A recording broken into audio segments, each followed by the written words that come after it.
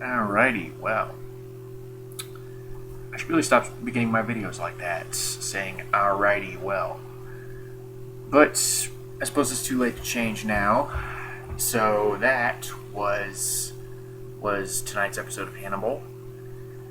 And again, one of the stronger episodes of the season.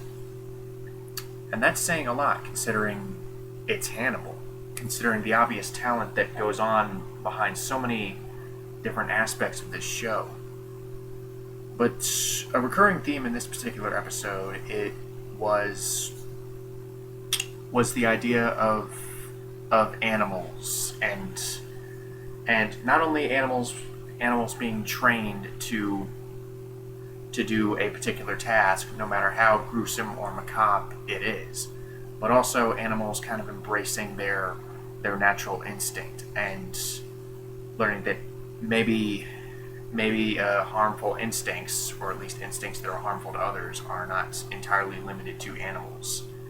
And what I thought this episode did particularly well, at least in comparison to a lot of other episodes of this show, is that it managed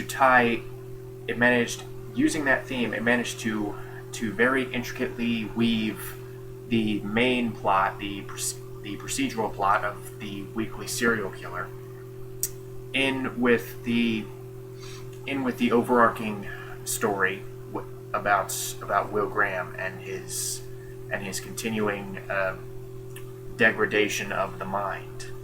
So,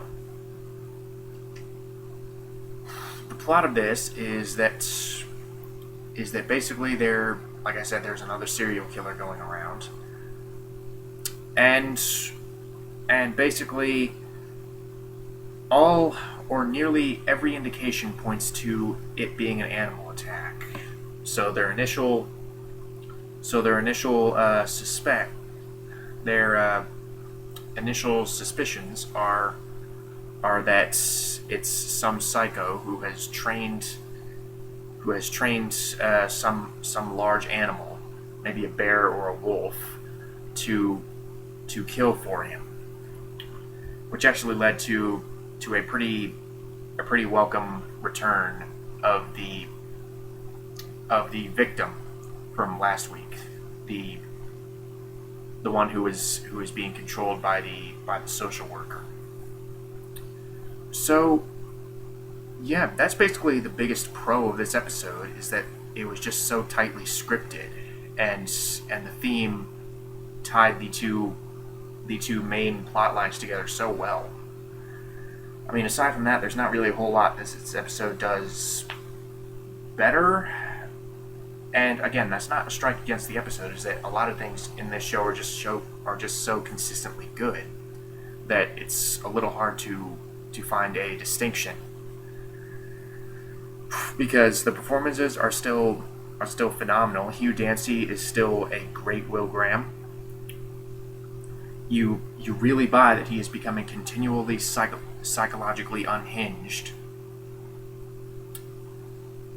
even by the standards that Thomas Harris set with the original source material. This Will Graham is probably the most psychotic. This Will Graham is probably the most damaged version of the character that we have seen yet. So he's excellent. Mads Mikkelsen is still, in my opinion, the best Hannibal Lecter. He still embodies that. He still very, very beautifully embodies that psychiatrist who does not pay any attention to human ethics. He conducts experiments, and he puts people on a path, and he does not care about anyone who gets hurt or even gets killed on said path. I mean, he just wants to see what will happen. He wants to see what his actions will result in. He wants to see what he's created. It's kind of like Dr. Frankenstein, come to think of it. But Lawrence Fishburne is still very good as Jack Crawford. Again, not quite as good as Dennis Farina, but he's actually I have to say that in terms of the script, Lawrence Fishburne gets better material here than Harvey Keitel did in the Red Dragon movie. But again, that's not a strike against Lawrence Fishburne. In my hesitation in saying that he's better than Harvey Keitel, but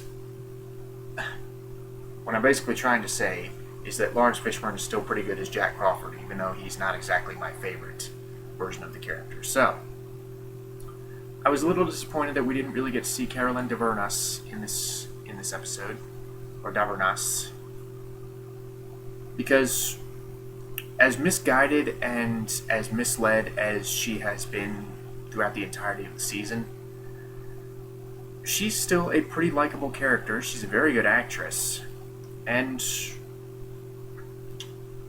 she's demonstrated her ability to keep up with the performance powerhouses in this series, like Hugh Dancy and Mads Mikkelsen and all of them. So, a little disappointed that she wasn't in this one, but hey, I guess bringing her in might have made the whole thing feel cluttered, because they did bring back Hannibal's other patient, Margot, who, as I understand it, is a character from the novels.